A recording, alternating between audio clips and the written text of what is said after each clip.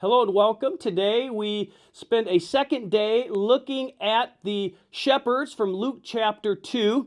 Yesterday we looked at the visitation of the angels proclaiming the birth of Jesus and really proclaiming the gospel message to these smelly, sweaty, insignificant shepherds.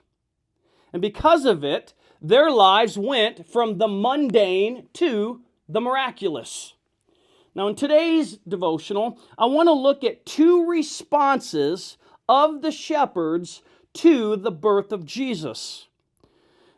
We'll look at a third one tomorrow. And all three of these responses, I believe, are the same responses that you and I need to give in light of Jesus if our lives are going to not be mundane, but that instead, we will be part of the miraculous, redemptive story of Jesus. Let's take a look at the first response in verses 15 and 16. Luke chapter 2, it says, "When the angels went away from them into heaven, the shepherds said to one another, 'Let us go over to Bethlehem and see this thing that has happened, which the Lord has made known to us.' And they went with haste and found Mary and Joseph and the baby lying in a manger." Notice the words go and went and with haste. The New Testament Greek word for haste is spudo. Spudo, it's actually where we get our English word speed. And so the idea of haste means to hurry up. It can also mean to desire earnestly. As they received this news, there was nothing more urgent, nothing more important than going and meeting baby Jesus. You know, it's one thing to hear the message of Jesus. It's another thing to embrace it. These shepherds sought with a sense of urgency the Messiah.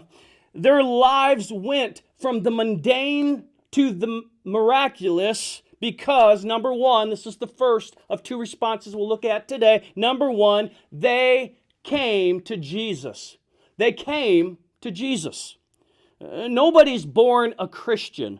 Growing up in a church doesn't make you a Christian. Having Christian parents doesn't make you a Christian. Like the shepherds, we must come to Jesus. We must embrace Him alone for salvation. We can't simply add Jesus to our lives.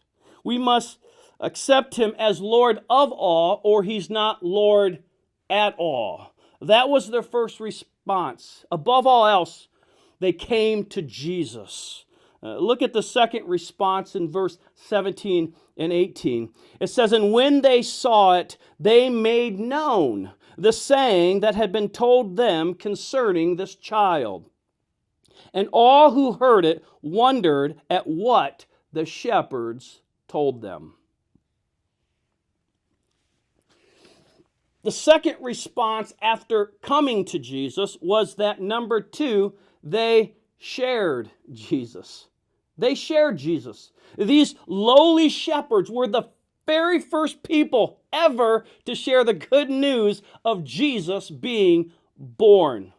I mean, shepherds that couldn't even be trusted in the court of law. It says that it caused the people to be filled with wonder. What had changed about these lowly shepherds that now people were listening? Well, what had changed was that they met the Savior. And the joy just radiated from them. It was obvious that something was different.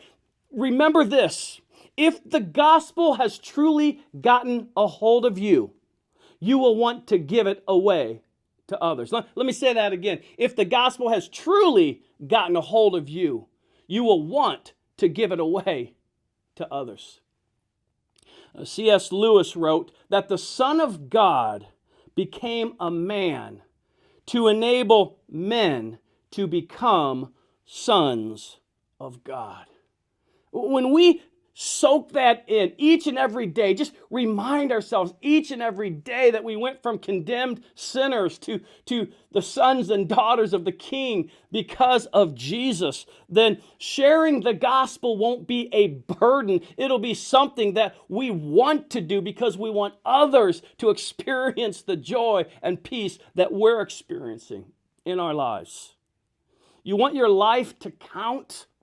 To experience the miraculous instead of the mundane? Like the shepherds, make sure that you've truly come to Jesus, repented of sin, and placed your faith in the death and resurrection of Christ.